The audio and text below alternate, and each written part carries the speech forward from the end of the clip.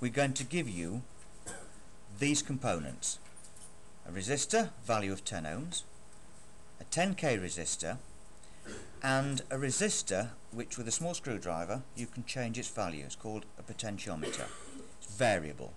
You can change its value from no ohms to 10,000 ohms.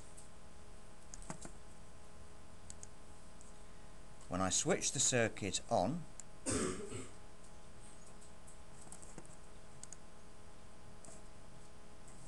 you'll see that the motor is turning at about 3,000, 4,000 revs per minute.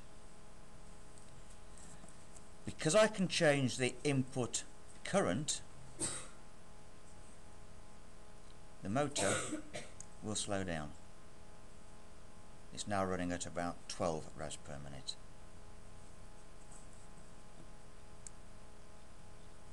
The transistor is now not conducting, so the revolution angular velocity is 0 revs per minute.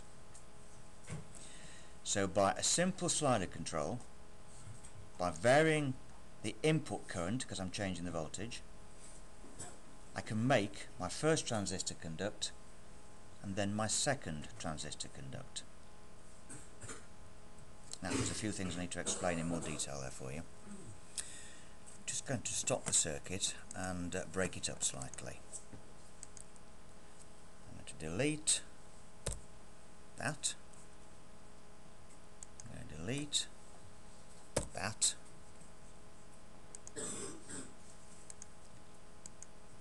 Delete that. If I do this, you'll start to see what I've constructed, I hope. I've taken two transistors. One of them has a serial number of BC548.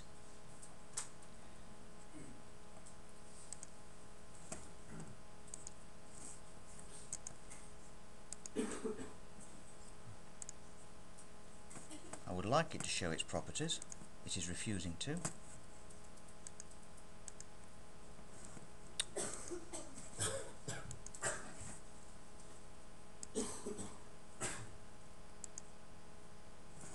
Come on, don't piss me off. Try that one.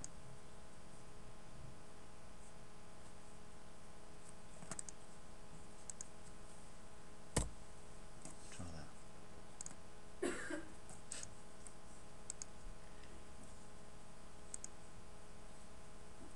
Doing everything. There we are. Right. It's trying to read the writing, that's it. There we are. That transistor has a gain of 40.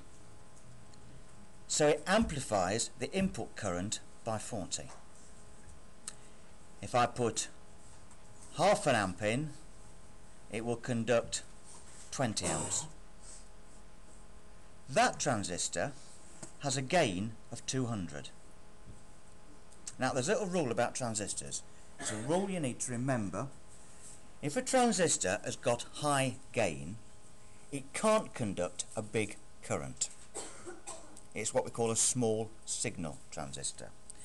So that one has got a big gain. It can amplify by 200 times. So 1 milliamp in, 200 milliamps out.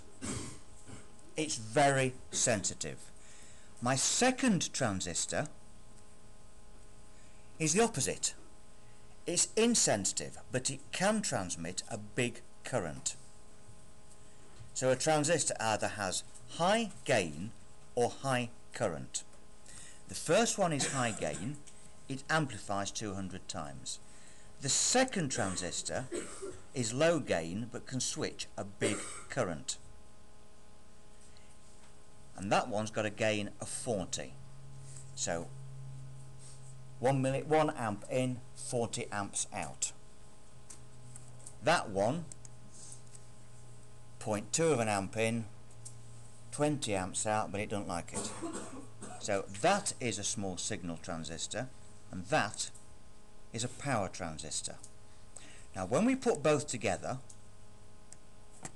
to the arrangement that I had, where That one is being used to switch the second one. Now you should see the pattern. First one is now being used to switch the second one. That has a special name. It's called a Darlington transistor, after the place Darlington. I can't write on there. It's silly, this lecture thing. It's not having a board to write on at the same time. I'll make sure that's on the board on Monday and Tuesday. So we've put two transistors together. It's also known as a super transistor because it does the best of both worlds. The first part amplifies the current. The second part allows amplification and switching of a big load. Right, let me get back to the original circuit. So I'm going to reload it. Yes. Good. If you have the same little numpty moment I had, it won't show the properties. It's because the writing is in the way. I've put a label there of the different transistors. It then starts to behave. So learning from my mistakes should help you. I shall still make the same mistake next time. Okay,